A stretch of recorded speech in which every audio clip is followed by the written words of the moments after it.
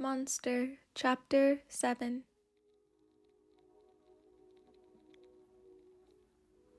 I gasped before taking my hand away. Bachira was burning up with a fever. And right before their big game, too. Guys, I think there's something wrong with Bachira. I report worriedly. I think he's got a fever. The rest of the team stared back at me. Isekai immediately rushed to Bachira and put his hand onto his forehead. He quickly withdrew his hand. That's really hot. Is he okay? How did he get this fever? Isekai also seemed to be worried, and so was the rest of the team. I don't know, but I will not have him sleeping on the floor tonight. He needs a proper bed, I commanded.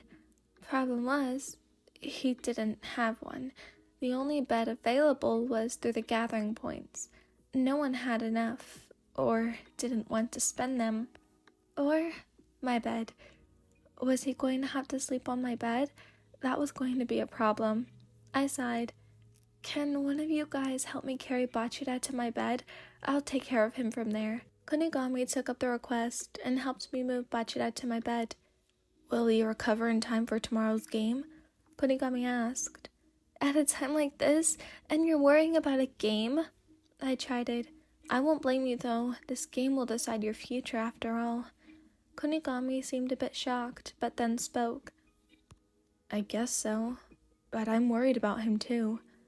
I smile. Don't worry, Kunigami. I'll take care of him. Fevers usually don't last long, so a good night's sleep should help. But for now, I started shoving him toward the door. I'll be taking care of him myself. With a final push, he was out.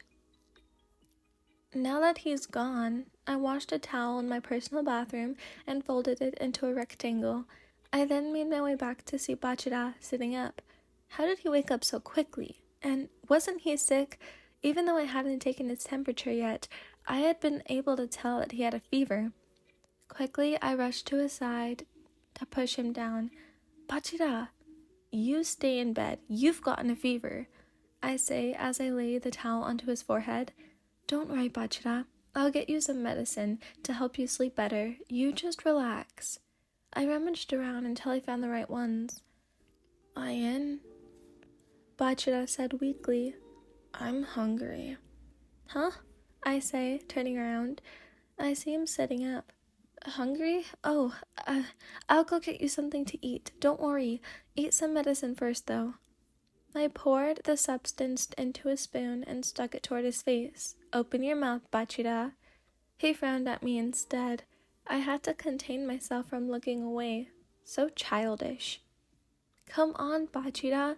I promise I'll get you food later. I nudged the spoon toward his face, but he backed away. Open your mouth. Bachira made a whining noise without opening his mouth. I wasn't sure what to do. Guess I was just going to have to force his mouth open. I did not want that medicine in my mouth. Sure, I was feeling a little dizzy, but I didn't care. I was not drinking that medicine. Just then, out of nowhere, Wyan's hands flew up toward my chin. Sitting down, we could look at each other in the face, and right now, she seemed concentrated. I guess I was putting up a good fight. But that one action was what broke me. With my gasp, she took the chance to stick the spoon into me. She shoved the spoon so hard she fell backwards with me. She then pulled out the spoon from my mouth and said, Next time, you listen to me. Got it, Bachira? She looked so cute when she got angry. I wrapped my arms around her waist and launched us upward. She was kneeling in my lap, with her arms toward my chest. I grabbed her chin the way she grabbed mine, and with a wink I said, Oh my God, wait. Whatever you say, sweetheart. I blushed so hard. I think I looked like a tomato. You idiot, I screamed as I pushed him back. Let me go. I shoved him away and got on my feet. Bachira chuckled and went back to bed. Sorry. He stuck his tongue out at me before sneezing again. I gave him a tissue, and he thanked me. I'll go get you some food now, so stay here. With that, I opened the door toward Team Z. Maybe one of them would be kind enough to spare a point for Bachira's late-night meal. Thanks for the steak, Chickadee. I'll find a way to repay you, I promise. Chickadee was the one that had decided to help me, and I was very grateful. I was sure Bachira would be very grateful too. No problem, Ryan. Anything to help Bachira recover, Chickadee said as he carried the steak for me. I unlocked the door with my fingerprint before the pink-haired boy handed me the steak. See you tomorrow, Ryan. Get better soon, Bachira. He said the last part a little louder so that Bachira could hear. Thanks, Chickadee, Bachira responded as I closed the door. Here, Bachira, eat up, I said as I placed the steak onto the mini desk I had helped him set up. Wow, Ryan, this looks awesome. Bachira immediately dug into his meal, while I sat by the foot of my bed and watched. After a few seconds, though, Bachira asked, Ryan, do you want a bite? I don't mind sharing. I shook my head and waved my hand, a gesture of rejection.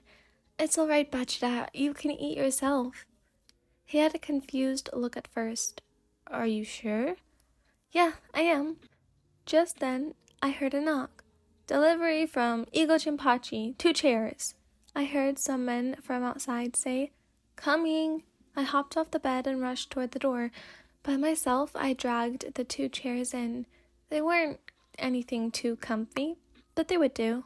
As long as they served their purpose, it was good enough for me. Hey, finally got some chairs, Bachira exclaimed, excited. Yeah, took them long enough, I grunted, hauling the 2 chairs in. Soon after Bachira finished his meal, he decided to sleep on my bed. What a troublemaker, I said as I settled down on the chair. After a few minutes, I gave up and decided to sleep at the edge of the bed.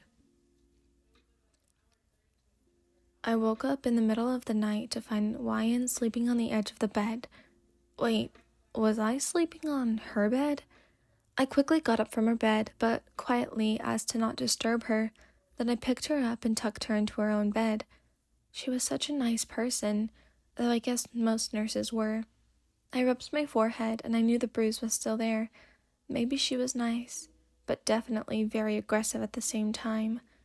Thanks for taking care of me, Ryan, I whispered. I didn't give her a kiss this time, though. I had heard her fall down her bed last time I did, and I didn't want a repeat of the incident. It had been a little awkward for me, but I didn't want to think about it anymore. Maybe she didn't care, or I had misheard. Whatever it was, I still wasn't going to do it. I closed the door to the room of Team Z, feeling much better than when I had fallen asleep on Ryan's shoulder. What an amazing friend.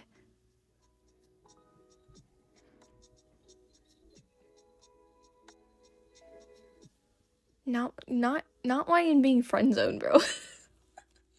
Sorry, that's funny. I thought that was funny. Okay, so if any of you have seen Miraculous Ladybug, like, I just imagine Adrian. She's just a friend. Oh, I'm gonna cry myself to sleep tonight. Thanks, Bachira. That was, like, so kind of you, you know? It's not like I'm heartbroken or anything. Shut up. Anyways, I hope you guys enjoyed this video. Please like, subscribe, and share if you haven't already. Comment, I guess, you know, you don't have to, but it does help me out. Yeah. Also, I write poems, so I'm gonna create a channel where I just read my random ass poems because I think they're good and I think they're worthy of that.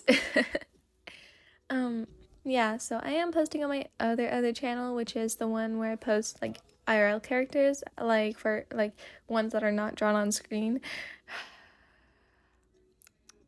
Anyways, yeah, so I hope you guys enjoyed this video. Bonjour, bonne nuit, bonsoir. Is that how you say it? Oh, shoot, my bad. I meant, I said it in the wrong order.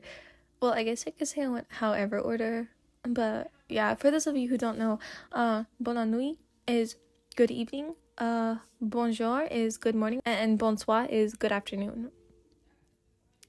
Yeah, anyways, I'm gonna, go edit this. Goodbye, everyone. I love you.